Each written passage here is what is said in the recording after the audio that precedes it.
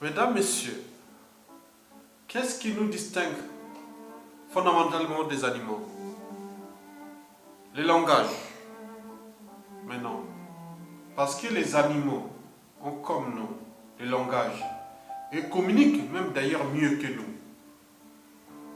L'intelligence? Non. Et quand même vrai. Nos petites bestioles et bêtes sauvages sont aussi plus intelligents et font moins de conneries que nous. L'amour? Non. Car les animaux sont d'autant plus affectueux, naturels et sincères que nous, humains. Alors, qu'est-ce qui nous distingue fondamentalement des animaux?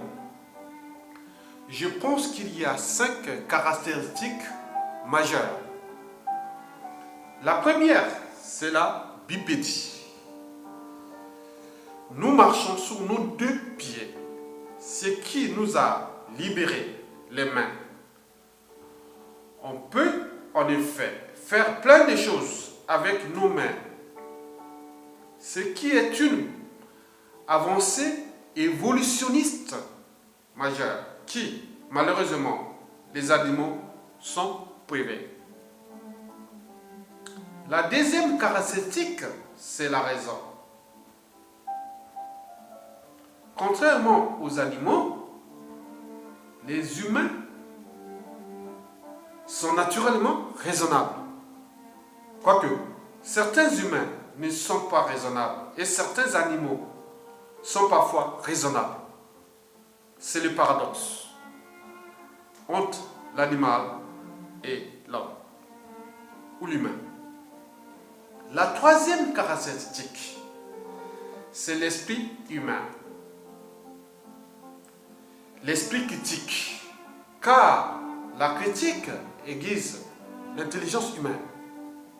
C'est de la créativité, de l'innovation, de structuration, d'organisation et de management des différents écosystèmes à caractère ou des écosystèmes naturels, anthropologiques, sociopolitiques, philosophiques, économiques, traditionnels, culturels, locaux, environnementaux et sociétaux sur différentes échelles.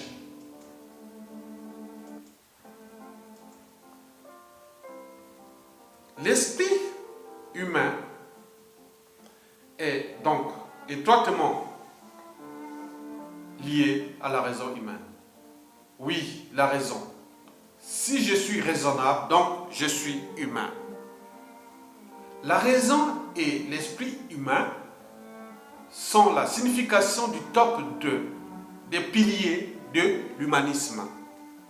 Celui qui n'est pas raisonnable et n'accepte pas la critique ne peut remplir les conditions minimales du stade d'humanité. 3, c'est-à-dire la troisième caractéristique, c'est la conscience. En effet, l'évolution des êtres animaux a doté en particulier l'homme d'une grande structure encéphalique nouvelle, le néocortex ou le cortex cérébral. Il occupe les 9 dixièmes de notre sympathique cerveau et regroupe les 2 tiers des 110 milliards de neurones du cerveau humain. C'est là que repose l'âme, la cognition et la conscience individuelle et collective. Par la conscience, nous est donné les capacités mentales, psychanalytiques, psychologiques et sociales d'être conscient de ses actes, de ses habitudes et de ses comportements sociaux. La conscience est en lien avec ce que j'appelle les valeurs morales. Le bien contre le mal, ou plutôt l'humanisme, la société et la civilisation contre l'instinct animal, l'animalité, la sauvagerie, la barbarie dans nos écosystèmes humain. La quatrième caractéristique, c'est la civilisation, ou l'idée du civilisé. L'idée du civilisé peut être interprétée sur différents aspects: anthropologiques, humanistes, amoureux, philosophiques, politiques, institutionnels, économiques, technologiques, sociaux, culturels,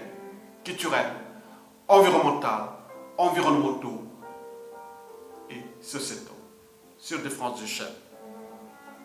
En 1795, dans Esquisse d'un tableau des progrès de l'esprit humain de Condorcet, l'idée du civilisé désignait les progrès accomplis par l'individu dans une nation donnée ou une société donnée. Il fut possible de passer de la barbarie à l'état de droit, d'état civil, de citoyen, de civil ou de civilisé, quels que soient les droits positifs en vigueur ou les autres facteurs locaux tels que la tribu, l'ethnie, la nationalité ou la religion. La cinquième caractéristique, c'est la bêtise ou la connerie humaine. Quoique, oui, Albert Einstein avait bien dit, le point commun entre la bêtise humaine et l'univers, c'est que tous deux sont infinis. Quoiqu'il n'avait pas encore il n'en avait pas acquis la certitude absolue en ce qui concerne l'univers. Mais pour la bêtise humaine, il en avait acquis la certitude absolue que c'est élastique. Ça va et ça revient, la connerie humaine. Alors, peut-on traiter la bêtise ou la connerie humaine? Non. Et la situation n'arrange personne. Et en plus, la mère des cons est toujours enceinte. Oui, la connerie humaine est donc de caractère génétique. Elle est transmissible par le chromosome X. Traiter la connerie humaine, c'est traiter d'abord le chromosome X. En attendant ce traitement radical, on peut, les uns et les autres, se traiter par exemple de con, de casse-toi-couvre con, ne fais pas le con, ne me prends pas pour un con, etc., etc. Oui, chaque jour qui passe, il faut ça de jouer la connerie humaine. Quoique, on est toujours con, ou un peu moins con, quand on se sait être entouré d'innombrables cons, et au pire des cas, avec des imbéciles.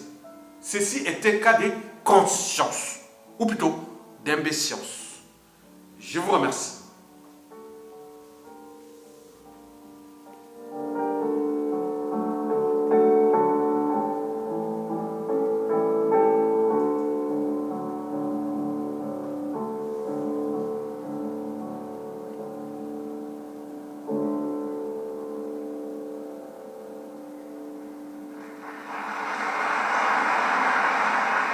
Bravo, mademoiselle Camille Thomas, nommée cette année dans la catégorie Révélation soliste instrumentale, et Béatrice Berru au piano. Bravo et merci.